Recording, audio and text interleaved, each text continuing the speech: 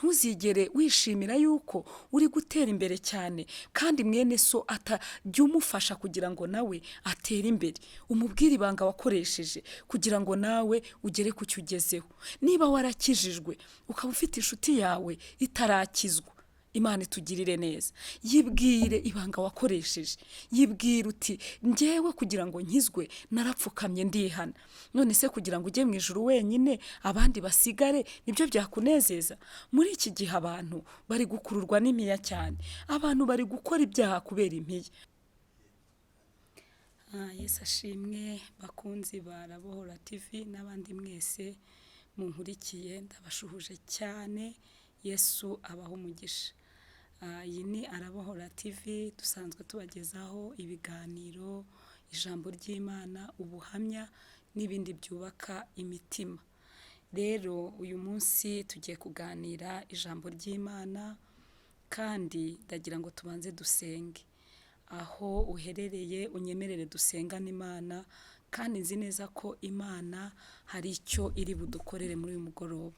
Mwami Yesu, urera, urakiranuka, turagukunda Mwami, kuko niwe wabanje kudukunda. Turasenze mu izina rya Yesu kugira ngo iri jambo ribere igitangaza uryumvise kandi rihindure ubuzima. Imitima iryumva, iriteze amatwi, ndetse n'izaryumva ikindi gihe, turasenze kugira ngo Umwuka Wera azaribasobanurire cyangwa aridusobanurire n'ubu. Tugushyize imbere Mwami, tuguciriye bugufi, icyubahiro ni icyawe.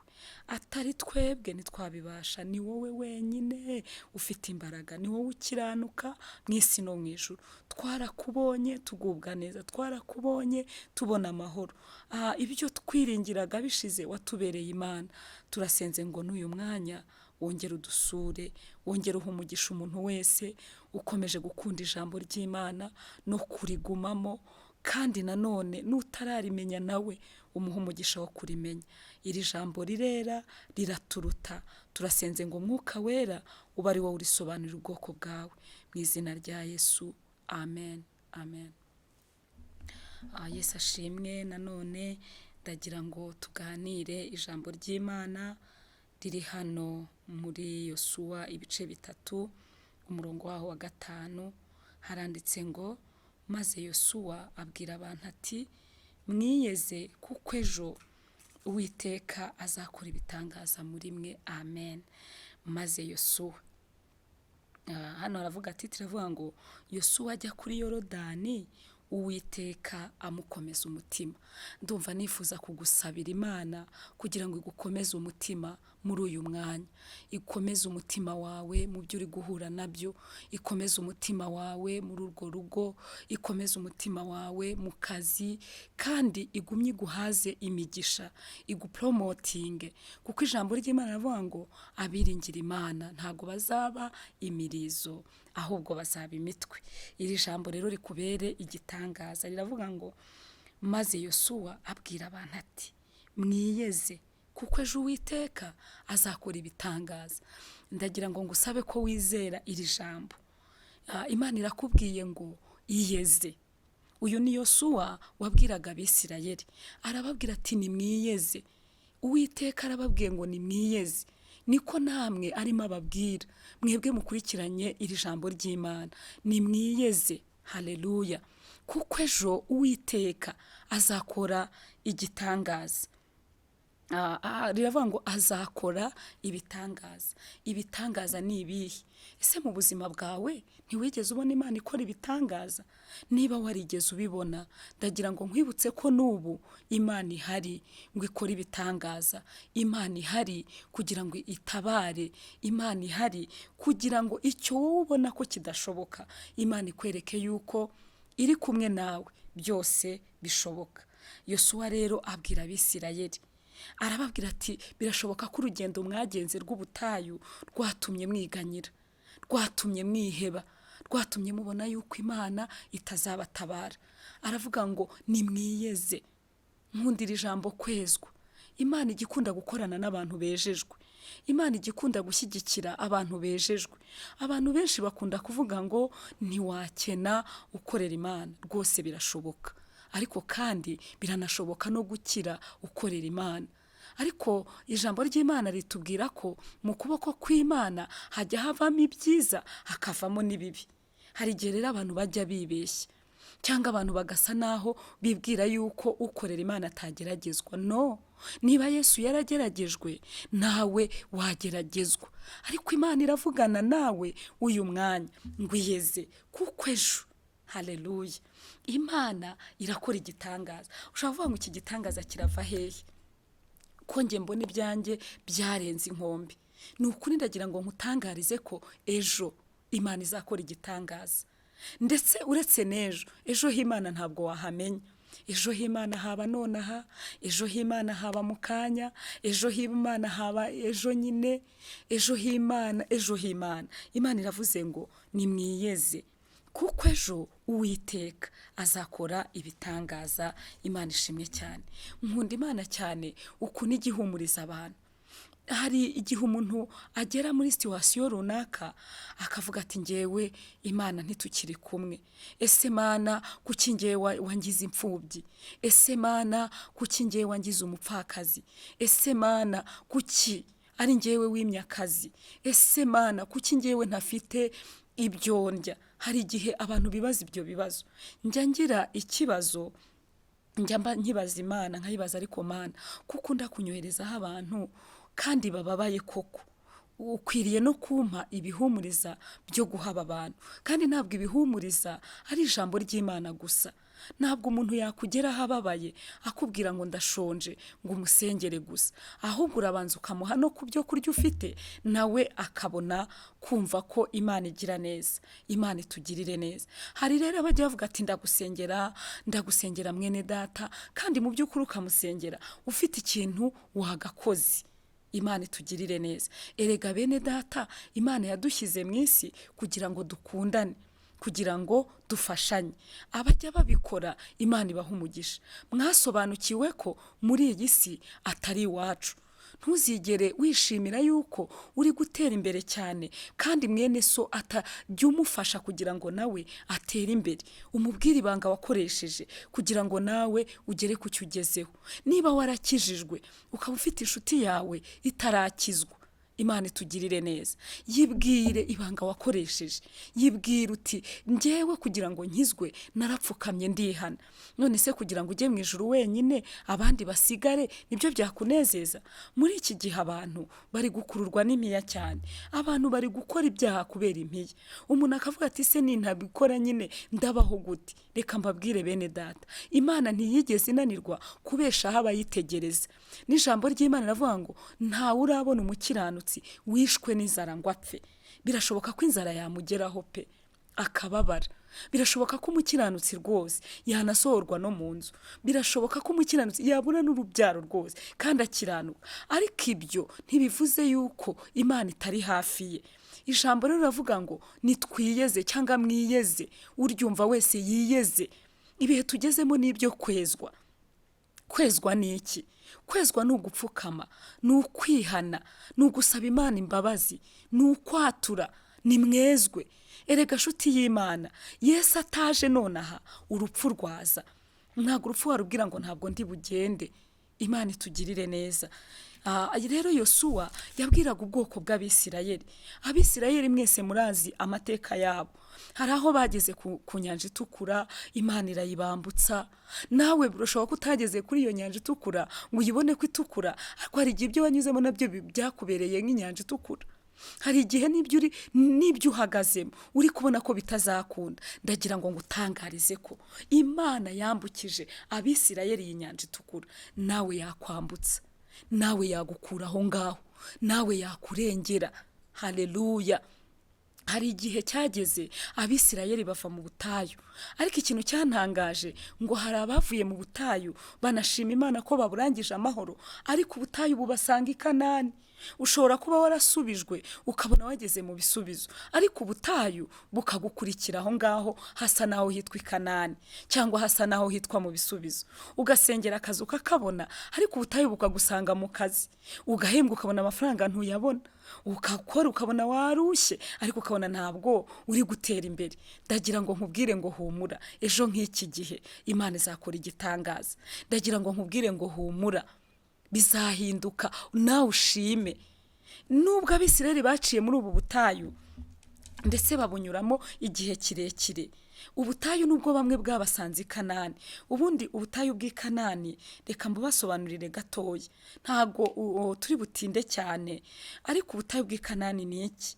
Ubutayu bw'i Kanani ni igihe witwa ko washubijwe, ni igihe witwa ko Imana yakugiriye neza, ni igihe witwa ko hari ibintu byagaragariye abantu ko urapoetinga, bakwapoetinze ahantu nyine, ukaba nawe wiyumvamo ko urugero wari umaze imyaka udakora urakora, ariko ugasanga nta mugisha, ntacyo ugeraho. Reka nkubwire, nubwo ubutayu bw'i Kanani buhari, Imana izagutungira no muri ubu butayu bw'i Kanani. Uko yatunze Abisirayeli, baririye Imana, baraboroga, Imana ibagirira neza muri ubu butayu bw'i Kanani. Ubutayu bw'i Kanani rero nabwo buzarangira, Imana ibaho umugisha. Dusomye muri Zaburi ibice 50, Imana y'imbaraga nyinshi, reka tuhasome. Imana y'imbaraga nyinshi, Imana rurema, Uwiteka iravuze, ihamagaye isi uhereye aho izuba rirasira ukageraho rirengera. Kuri Siyoni aho ubwiza butagira inenge, niho Imana irabagiraniye. Haleluya! Kuri Siyoni aho ubwiza butagira inenge, niho Imana irabagiraniye. Imana yacu izaza ye guceceka, imbere yayo umuriro uzakongora, umuyaga w'ishuheri uzayigota. Imana ishimwe cyane. Imana niza kugutabara, izaza ntizaceceka. Birashoboka ko wahuye n'ibintu rwose bikuremerera igaceceka. Birashoboka yuko n'ubu wabonaga ko yacecetse, ukanibaza uti Mana warancecekanye. Ndagira ngo nkutangarize ko Imana iceceka yumvise. Ibyo ubona bikugoye, izo ntambara ubona zije zikagutesha umutwe, ubu reka nkubwire, reka guhangayika, Imana izaza, kandi niza ntabwo izaceceka. Ijambo ry'Imana rikavuga ngo kandi umuyaga w'ishuheri uzayigota. Oh haleluya! Imana niza kugutabara, uyu muyaga w'ishuheri uzahita uyigota. Bivuga ngo nta kintu na kimwe cyahangara Imana. Imana yacu izaza. Banza wemere ko Imana izaza mu buzima bwawe.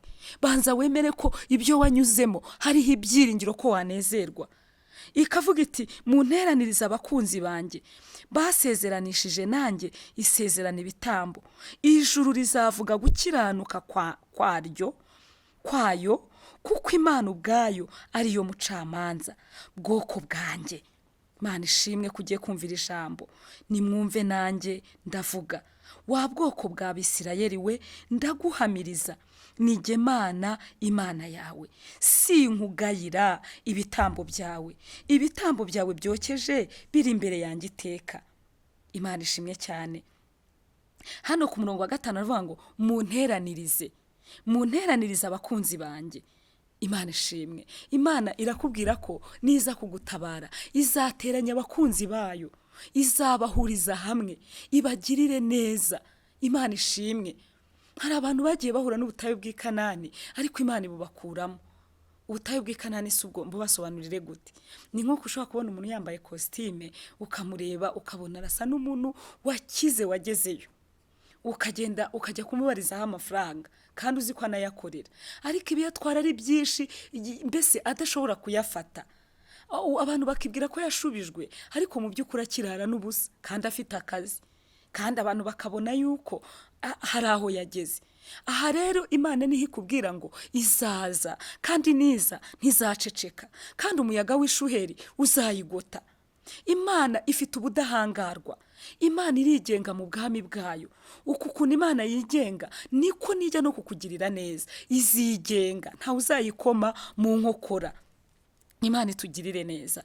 Muri Zaburi 25 umurongo wa 3 haravuga ngo siko bizaba muba mutegereza, nta n'umwe uzakorwa n'isoni keretse abava mu masezerano ari nta mpamvu abo nibo bazakorwa n'isoni. Abantu bajya bakunda kwibaza ngo kubera iki umuntu akorera Imana ariko akazarangiza urugendo ari mu marira adafite ibisubizo bigaragara. Reka ntange inama ahangaha, ibisubizo Imana irabifite, ariko yahaye n'abantu ubwenge bwo gukora. Ushobora kugerageza gukora ukabona biranze, Imana izaha umugisha imirimo y'amaboko yawe. Kandi ushobora no kuba udakora, nabwo Imana ikakugirira neza. Ibi ndashaka kuvuga ko babandi bamaze igihe mu bwigunge, bamaze igihe bari mu bushomeri. Ubushomeri burababaza bene data, ndabuzi. Ubushomeri burababaza, ariko muhumure, Imana yo mu ijuru nimara kubagerageza izabakura aho ngaho mumeze nk'izahabu. Yesu ashimwe cyane. Imana iduha ibitekerezo byagutse, Imana iguhe urega n'ibyo yaguhaye irabona yuko utari mu bikoresha neza, ahubwo wowe sobanukirwa ibanga. Menya yuko ukwiriye kubitsa mu bwami bw'Imana, menya yuko ukwiriye gushyigikira umurimo w'Imana, menya yuko ukwiriye kwiyeza kugira ngo Imana izikore igitangaza. Kuki ushaka ko Imana ikora igitangaza utarezwa?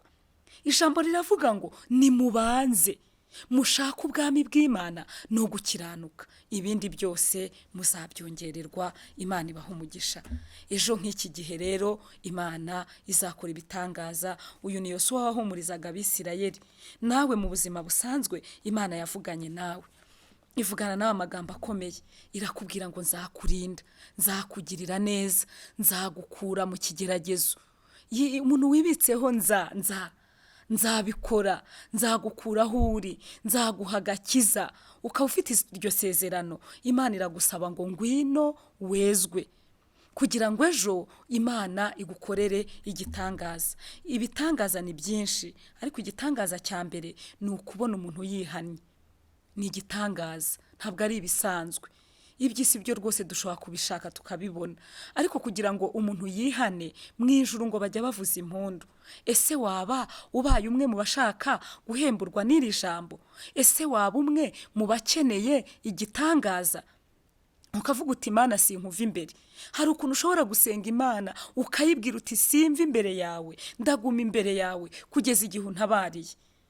Reka nkubwire ngo Imana izazi gutabari, kandi niza ntabwo izaceceka. Ushobora kuba urarurota ibizozi bibi, urarurwana n'abadayimoni, urarubona byaranze, iringira umwami Yesu azakugirira neza. Tugiye gusenga Imana rero, kuko aka kanya iri jambo rirahagije. Nta n'impamvu yo kuvuga ibintu byinshi, ahubwo reka dusenge. Mwami Imana yacu, aba bantu bakurikiye iri jambo tubasabiye umugisha. Iri jambo rivuze ko ejo nk'iki gihe uzakora ibitangaza. Reka ukorere igitangaza umupapa, umumama, umukobwa, umusore, umwana muto. Kandi ndasenze kugira ngo amaraso ya Yesu Kristo arushaho kugenda yeza abataramenya ukuri. Kandi ijambo ryawe rikavuga ngo abantu bazamenya ukuri, kandi ukuri niko kuzababatura. Reka abantu babatuke, reka abantu bagira amahoro, reka abarwayi bakire, abari mu bitaro, ababaye pararize, abarwaye imigongo, abarwaye imyijima, indwara dore ni nyinshi, abarwaye indwara zitamenyekana, abasinjya nirengagiza kubakubwira mwami, kuko aba wabagirira neza. Ari aba bamaze iminsi bohereza mesaje ngo tubasengere bakizwe, aba turabasengeye mu izina rya Yesu. Ari aba bamaze iminsi bavuga ko bari kugeragezwa bashaka kuruhuka, aba baruhure mu izina rya Yesu. Ujye uruhura abakwiringira. Turagushimiye ko turi muri wowe, nta teka tuzacirwaho. Urakoze mwami, icyubahiro n'ubutware n'ibibi byawe. Humugisha umuntu wese ugambiriye kugira icyo akora ku murimo w'Imana, ugambiriye kugira icyo akora kugira ngo iyicano itere imbere, ugambiriye kugira icyo akora, Mana umuhe umugisha. Dore twebwe turatanga amafaranga tukamamaza ubu butumwa, ariko turagushimiye ko ubu butumwa buzagirira umumaro n'abazavuka. Mu izina rya Yesu, shoboza abantu kugira iyerekwa rizima, abantu bongere babyuke, bongere bizere Imana, bongere bave mu rungabangabo, bongere bareke ibiyobyabwenge, bongere bareke ibyaha. Mana we, aburiye inkike ubaha agakiza mu izina rya Yesu. Urakoze, turagushimiye, urakoze, turakunezerewe, tuguhaye icyubahiro. Izina ryawe ryubahwe Yesu. Urakoze kubikoze, twakiriye igitangaza, twakiriye gukira indwara, twakiriye akazi.